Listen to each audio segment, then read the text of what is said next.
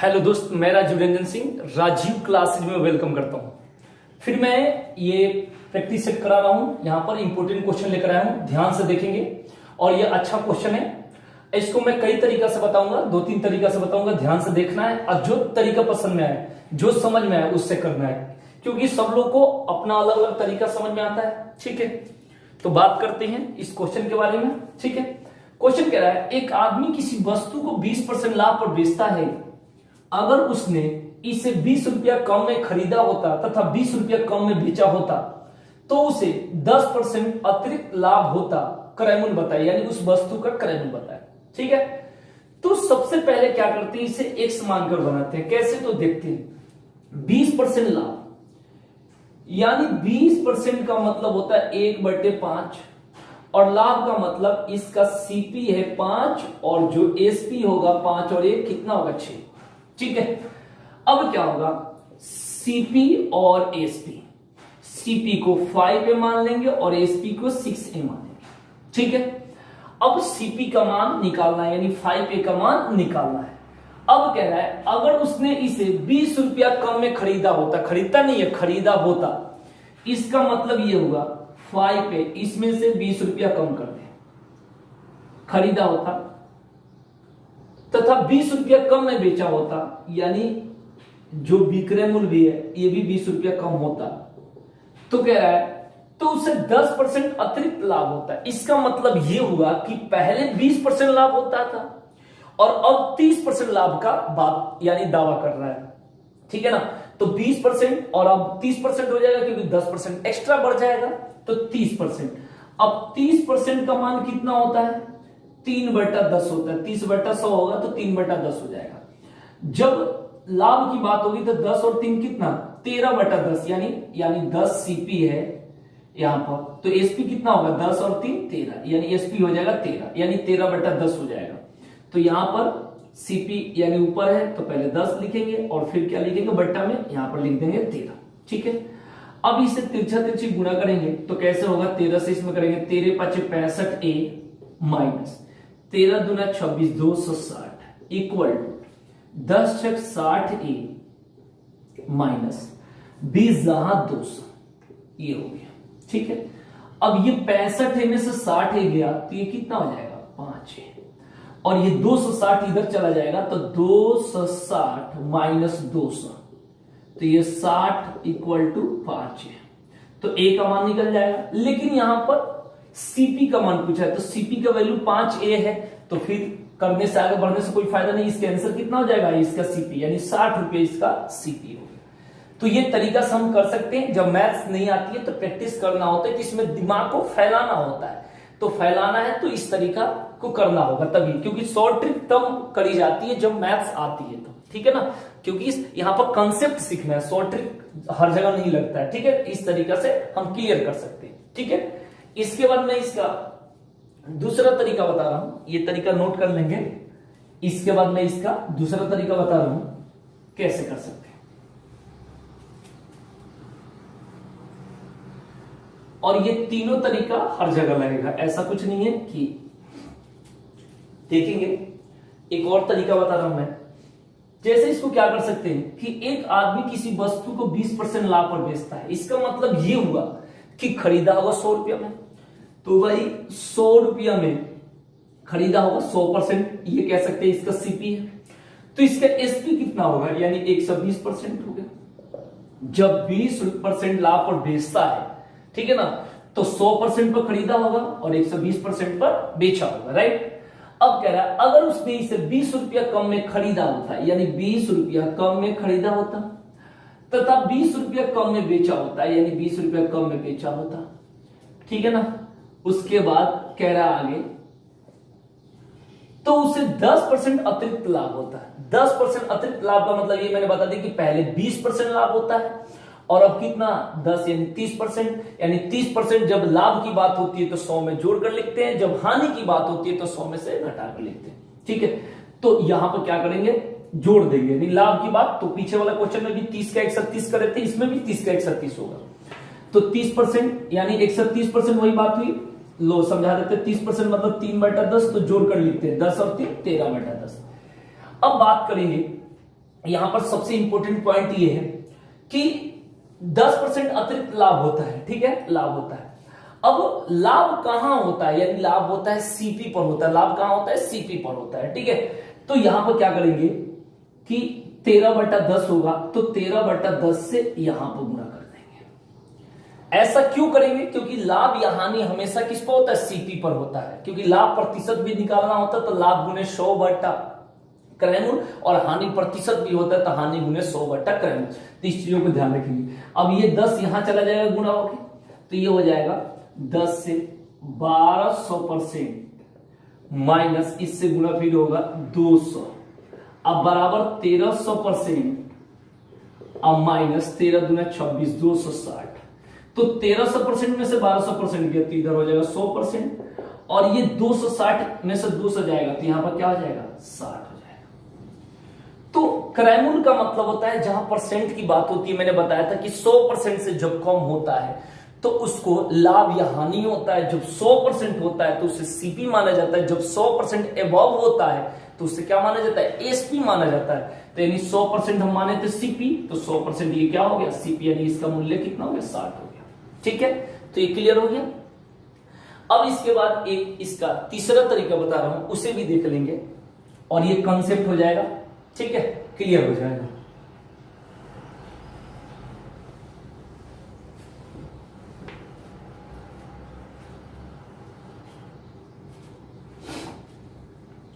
तीसरा तरीका इसका होगा, देखिए ये भी बहुत अच्छा तरीका है, इसको कहते हैं क्रॉस प्रोडक्ट, ठीक है, तिरछा तिरछी गुणा होना, क्रॉस प्रोडक्ट कहते हैं। ये तरीका हर जगह चलेगा, कहीं भी फेल नहीं होगा, ये तरीका मुझे भी अच्छा लगता है। कैसे देखेंगे, 20% लाभ है, ठीक है, मैं यहां लिख देता हूं सीपी और यहां लिख देता हूं एसपी, समझेंगे एक बार बढ़िया से। 20% लाभ है तो 20% का मतलब 1/5 होता है, इसका मतलब 5 सीपी है तो 6 क्या हो गया, एसपी, समझ लेंगे, 5 सीपी है तो 6 एसपी, ठीक है। ये तरीका हर जगह चलेगा, ठीक है। अब बात करेंगे, अगर उसने इसे 20 रुपया कम में खरीदा होता, 20 रुपया कम, ठीक है, बेचा होता, तो उसे 10% अतिरिक्त फायदा होता है, यानी पहले 20% और अब कितना, 30%, यानी 30% फायदा हो गया। तो 30% का मतलब क्या होता है, 3/10 होता है। 3/10 का मतलब पहले 10 और अब कितना हो गया, 13, ये सीपी एसपी सीपी एसपी, ठीक है।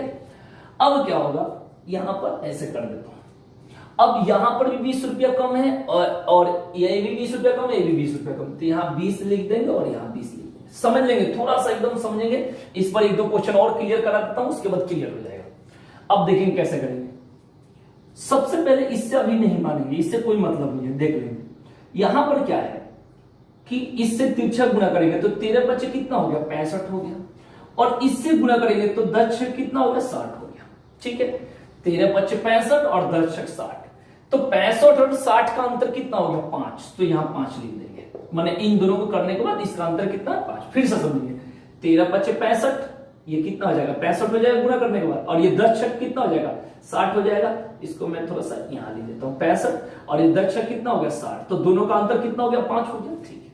अब इन दोनों में देखना, इधर और इधर, इन दोनों का तो काम हो गया, अब इसमें चेक करेंगे तो कितना, 20 जहां 200, इसका कितना है 200, और 13 दूना 26, 260, बहुत अच्छा तरीका है, थोड़ा सा और लगेगा लेकिन बढ़िया। 20 जहां 200 और 13 दूना 26 यानी 260, तो दोनों का अंतर कितना है, 60 है, यानी 260 में से 200 गया, 60 हो गया, यही आंसर हो गया, क्योंकि इसका सीपी 5 रेशियो का वैल्यू पूछा और 5 रेशियो का वैल्यू कितना है, 60, ठीक है। एक क्वेश्चन मैं इस पर और दिखा देता हूं और क्लियर हो जाएगा, ठीक है। इसको क्लियर फिर से मैं बता देता हूं, इसी क्वेश्चन को क्लियर करने के लिए इसी तरीका को देखेंगे। 20% का मतलब 1/5 होता है, तो पहले सीपी 5 है और फिर अब एसपी कितना हो गया, 6 हो गया, बनकर 1। फिर कह रहा है अगर उसने 20 रुपया कम में खरीदा होता तथा 20 रुपया कम में बेचा होता तो उसे 10% अतिरिक्त लाभ होता, यानी 30%। 30% का मतलब 3/10, ये 30% की वैल्यू है और ये 20% की वैल्यू है, ठीक है। 3/10 तो पहले 10 और अब कितना हो गया, 3 जुड़ जाएगा 13, ठीक है। अब देखेंगे 13/5 65 और 10/6 60, 13/5 65 10/6 60, दोनों का अंतर कितना है, 5 है। 13/5 65 और 10/6 60, दोनों का अंतर 60 और 65 का अंतर 5 है। अब क्या करेंगे, यहां भी 20 कम और यहां भी 20 कम, ज्यादा रहता तो और भी लिख देते हैं यहां। अब देखेंगे 20 जहां 200 और 13 दूना 26, तो 260 में से 200 गया, 60 हो गया, तो 5 रेशियो की वैल्यू यही निकालना है, तो ये कितना हो जाएगा 60, डायरेक्ट आंसर हो गया। ठीक है, अब इस पर एक क्वेश्चन है और दिखा देता हूं, क्लियर हो जाएगा। और यही तरीका यूज करेंगे, बाकी कोई भी करे आंसर आनी चाहिए। ठीक है, इस चीजों को ध्यान रखेंगे। अब इस पर एक क्वेश्चन है, मैं दिखाता हूं, बढ़िया क्वेश्चन है। जैसे कह रहा है कि एक वस्तु को 25% लाभ पर बेचा जाता है, 25% लाभ पर बेचा जाता है। ठीक है, अब कह रहा है उससे 20 रुपया कम में खरीदा जाता, 20 रुपया कम में खरीदा जाता और 10 रुपया कम में बेचा जाता। 20 रुपया कम में खरीदा होता जो भी, और 10 रुपया कम में बेचा होता, 10 रुपया कम में बेचा होता, तो उसे 5% अतिरिक्त, यानी 5% अतिरिक्त लाभ होता, उसका सीपी बताए। ठीक है, क्या बताए, सीपी बताए। क्लियर, वो भी दोनों तरीका चल सकता है और ये भी तरीका चल सकता है। अब जो भी तरीका से करना हो, क्लियर, तो इसको देखेंगे कैसे करेंगे। अगर ये वाला क्रॉस प्रोडक्ट यूज करना हो तो कैसे कर सकते हैं, 25% की वैल्यू लिख देंगे। 25% की वैल्यू कितना हो गया, 1/4 हो गया। 1/4 का मतलब 4 से कितना हो गया, 5। यहां सीपी हो गया, यहां एसपी। वैल्यू निकालना है 4 रेशियो की, इस चीजों को ध्यान रखेंगे। ठीक है, अब कह रहा है फिर अगर उसने 20 रुपया कम में खरीदा, ठीक है, तो 5% अतिरिक्त। अब 5% अतिरिक्त का मतलब पहले 25%, अब कितना हो गया 30%। 30% का मतलब 3/10, यानी पहले 10 और 3 जुड़ जाएगा तो कितना होगा 13। पहले देख लेंगे तिरछा, 13 चौका 52 और 10 पचे 50, 13 चौका 52 और 10 पचे 50, 52 और 50 का अंतर कितना हो गया, 2 हो गया। अब संख्या की बात करते हैं, इसमें कह रहे 20 रुपया कम में खरीदा होता, अब 10 रुपया कम में बेचा होता। ठीक है, अब देख लेंगे कैसे होगा। अब करने का तरीका ये होगा कि यहां पर 20 रुपया कम में खरीदा होता, ठीक है, और 10 रुपया कम में बेचा होता। क्लियर हो गया। अब यहां पर कितना हो गया, यहां पर 10 दहिया कितना हो गया 100, 10 दहिया कितना हो गया 100, और 13 दूना 26, 260। तो 13 दूना 26, 260 में से 100 जाएगा तो कितना हो गया, 260 में 100 जाएगा 160। ठीक है, अब यहां पर 2 रेशियो के 160 है, तो 4 रेशियो का मान निकालना है इसका, तो 2 से इसमें गुणा करना, चाहे चलो 1 रेशियो की वैल्यू निकाल देते हैं। 1 रेशियो की वैल्यू 2 का हाफ 1, तो 160 का हाफ 80 हो गया। अब 4 रेशियो की वैल्यू निकालना है, तो 80 में 4 से गुणा कर देंगे, कितना होगा 320। ठीक है, तो ये क्लियर हो गया। उस तरीके से भी कर सकते हैं, जल्दी में मैं कर देता हूं उससे भी, ये क्लियर हो गया। उस तरीके से भी मैं कर सकता हूं, यहां सीपी को 4A मान लो, मैंने बताया अभी, और एसपी कितना है, एसपी हो जाएगा इसका 5A, और सीपी में कितना कम करना है 20, और एसपी में करना है 10, और ये हो जाएगा 10/13। कर सकते 13 चौका 52A, 52A, और 13 दूनी 26, 260 इक्वल टू 50A माइनस 100। अब देखेंगे 52 में से 50 से गया 2A, और इधर जाएगा तो 160 हो जाएगा, 2 से 80 हो जाएगा, A बराबर 80 हो गया। अब इसका मान निकालना है, 4A का मान निकालना है 4A, तो 4 इंटू 80, 8 चौको 32, 320 हो गया। उस तरीके से भी निकाल सकते हैं, तो जैसे मर्जी इसे निकाल सकते हैं। ठीक है, तो इसे नोट कर लेंगे, इसके बाद देखते हैं।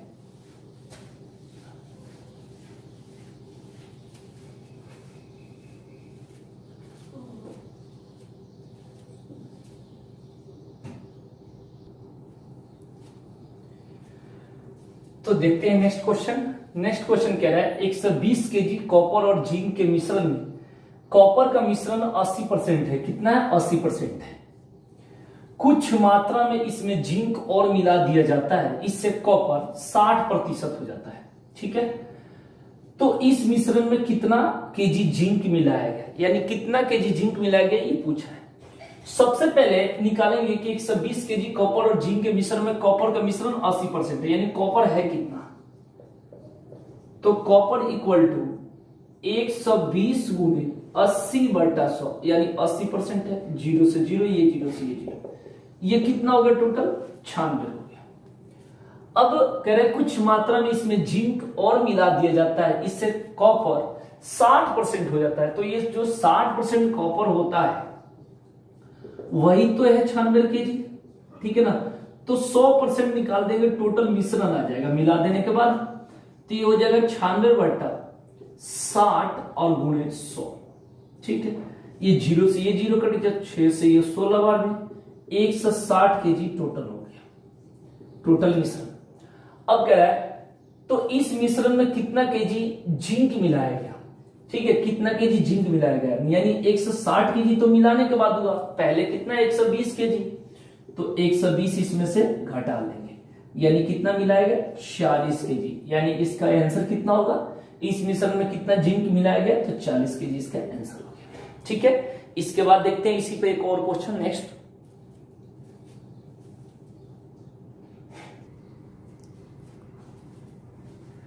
तो देखते हैं इसी का क्वेश्चन नेक्स्ट है, इसी टाइप का क्वेश्चन कह रहा है 200 केजी कॉपर और जिंक के मिश्रण में कॉपर का मिश्रण 60% है, यानी यहां पर कॉपर देखा जाए तो कितना है 60% है, यानी कितना केजी होगा, यानी 200 का 60%, 200 का 60% है, 0 से 0 0 से 0 20 छका 120 केजी, ठीक है। अब कह रहा है कुछ मात्रा में इसमें जिंक निकाल लिया जाए, कुछ मात्रा में इसमें से जिंक निकाल लिया जाए, इसमें से जिंक निकाल लिया जाए, मैंने निकाल लिया गया। तो बात यह है कि पीछे वाला क्वेश्चन में इसमें दिया था कि मिलाया जाए, इसमें निकाला जाए, यानी यहां पर यह कहना चाह रहा है कि यहां पर जो जिंक है वो कांस्टेंट है, यानी नियत है, उसकी मात्रा से कोई प्रभाव नहीं पड़ रहा है। तो इससे कॉपर जो है 80% हो जाता है, तो जो 80% कॉपर है इसमें उसकी वैल्यू कितना 120 केजी, तो 100% का मान निकाल देंगे, तो 120/80 और गुणे 100, 0 से 0 8 से कितना 4, चलो इसको ऐसे काट लेते हैं, 4 दूना 8 4 3 12, 2 से कितना 50 बार, कैसे भी काट ले आंसर आना चाहिए। तो ये हो गया 150 केजी, ठीक है, यानी 150 केजी ये हो गया। अब यहां पर पहले कितना है 200 केजी, क्योंकि निकाला गया है तो ये तो कम है। अब 200 और 150 दोनों का अंतर कितना है, तो 200 माइनस 150 बराबर कितना 50 केजी। अब कह रहा है तो इस मिश्रण में कितना जिंक निकाल लिया गया, मतलब कितना केजी जिंक निकाला गया, तो इसका आंसर कितना हो गया 50 केजी, ठीक है। अब इसके बाद देखते हैं इसका नेक्स्ट क्वेश्चन।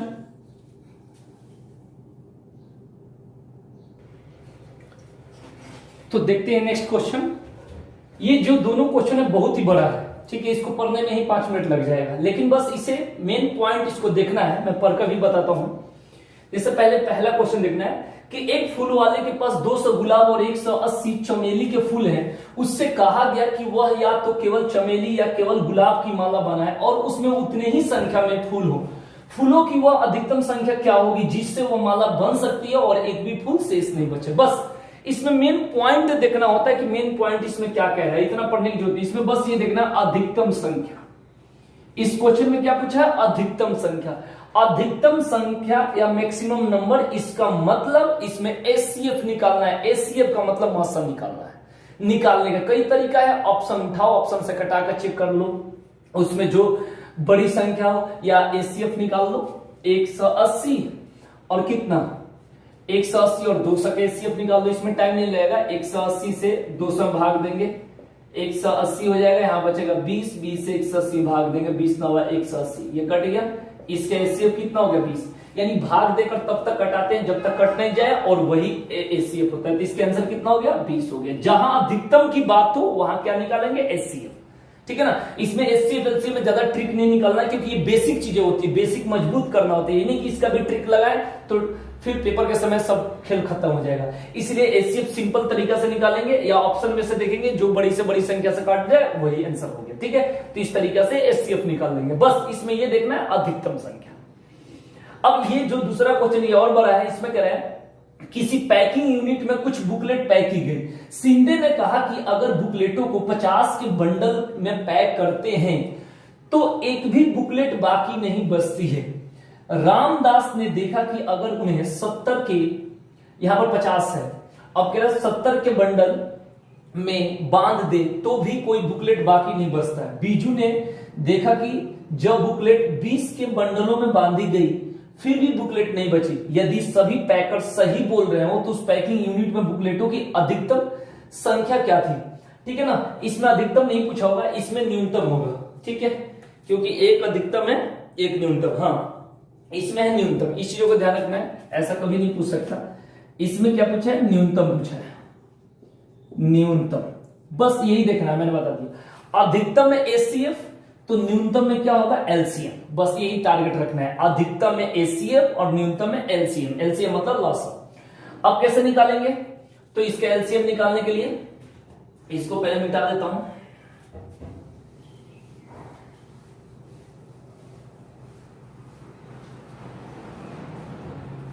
देख लेना है, इसमें संख्या कितना कितना है, 20 है, एक 50 है और एक 70 है।